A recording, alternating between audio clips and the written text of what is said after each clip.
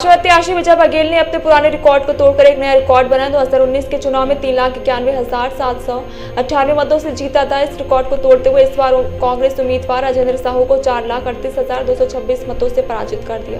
भाजपा की मोदी लहर में तारी बंधन धान खरीदी ऐसे मोट के आगे कांग्रेस की कार्य समिति फॉर्मूला काम नहीं कर पाया। खास बात यह है कि विधानसभा चुनाव घोषणा पत्र समिति के संयोजक थे और उन्हीं के नेतृत्व में इन सभी योजनाओं का घोषणा पत्र शामिल किया गया। कांग्रेस ने साहू समाज की बहुलता को देखा और इस वर्ष साहू समाज से राजेंद्र साहू का मैदान उतारा था।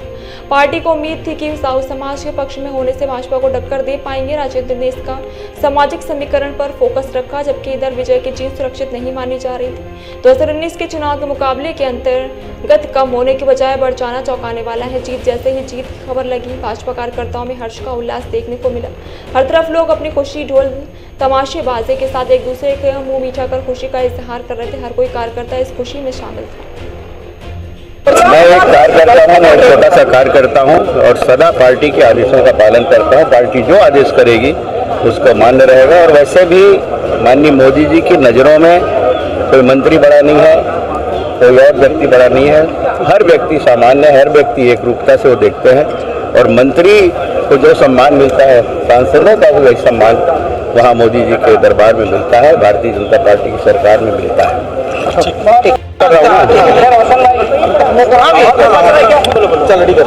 इस प्रचंड बहुमत के लिए जनता जनार्दन का सदा आभारी रहूंगा। उन्हें बहुत बहुत धन्यवाद देता हूं, प्रणाम करता हूं, नमन करता हूं। 2019 से और ज़्यादा अधिक मतों से जिताकर जनता ने जो स्नेह दिया, जो प्यार दिया, उस स्नेह को सदा दिल में बसाए हुए दुगुने उत्साह के साथ हम सभी साथी मिलकर उनकी सेवा में लगे रहेंगे। मेरे कर्मठ भाइयों बहनों को, जिन्होंने इस चुनाव में 40-45 डिग्री के तापमान में भी घर घर जाकर जो कमल खिलाया। जाएंगे दूसरी बार ऐतिहासिक जीत विजय बघेल साहब की हुई है, कैसा लग रहा है, क्या कुछ कहें? वास्तव में ये नाम में विजय है, जैसा कि दुर्ग सर जानते हैं, विजय की विजय। आज दुर्ग की जनमानस के लिए हर्षोल्लास की बात है। लगातार दूसरी बार माननीय विजय बघेल जी ने जीत हासिल की है और दुर्ग वासियों को, पूरे देशवासियों को वापस भारतीय जनता पार्टी के आदरणीय श्री नरेंद्र मोदी जी प्रधानमंत्री के रूप में फिर से मिल रहे हैं। और हमारे दुर्ग शहर के विजय बघेल जी सांसद के रूप में आए हैं। मैं पूरे दुर्ग लोकसभा की हर जनमानस को दिल से आभार करूँगा, आभार व्यक्त करता हूँ, दिल से धन्यवाद दूंगा। दुर्ग शहर की जितनी भी जनता है, आज विजय बघेल जी को व्यक्तिगत रूप से जानते हैं। और विजय बघेल जी भी इतने अपने स्वभाव के, सरल स्वभाव के व्यक्तित्व के धनी हैं। वो ऐसे छोटे से छोटे आदमी के हर कार्यक्रम में पहुंचते हैं। उनकी अपनी एक व्यक्तित्व है, उनका साफ सुथरा जो उनका नेचर है, वही आज उनको जीत हासिल दिलाई है।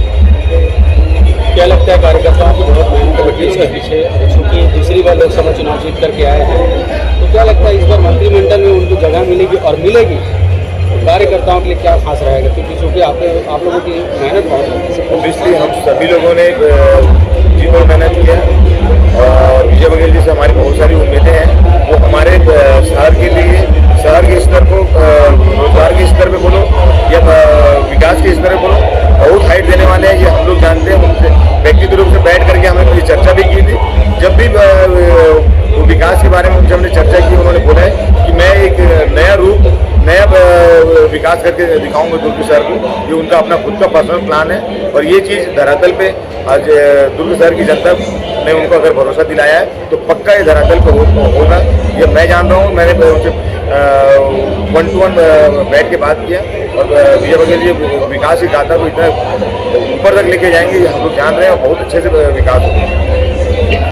पिछले बार की अपेक्षा बहुत और भी ज़्यादा मत से विजय बघेल निश्चित तौर पे नरेंद्र मोदी जी की योजना, छत्तीसगढ़ में भारतीय जनता पार्टी विश्वदेव की सरकार की योजना और भारतीय जनता पार्टी पे छत्तीसगढ़ की जनता की विश्वास और विकास की एक नई गाथा को लिखने के लिए डबल इंजन की सरकार की जो विकास की गति को लगातार आगे बढ़ाने के लिए इस क्षेत्र की जनता ने और फिर विश्वास दिलाया है, जिसका परिणाम अब आपको दिख रहा है। 4 लाख से फिर हम लोग रिकॉर्ड मतों से चुनाव इस समय जीत रहे हैं और फिर एक इतिहास नया कर रहे हैं। इस बार वोटिंग परसेंटेज महिलाओं की ज़्यादा थी। महिलाएं जानती है कि विकास भारतीय जनता पार्टी ही कर सकती है और छत्तीसगढ़ में विभिन्न योजना, चाहे हमारी महिलाओं का महतारी वंदन हो, उज्ज्वला गैस हो और केंद्र सरकार की जो योजना है और डबल इंजन की सरकार की जो लगातार उनको जो लाभ मिल रहा है,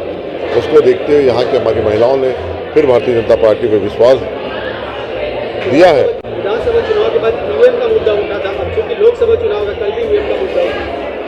कांग्रेस का काम है, अगर चुनाव जीतते हैं तो ईवीएम का मुद्दा हट जाता है और हारने तो वे ईवीएम के ऊपर ठिकरा फोड़ते हैं।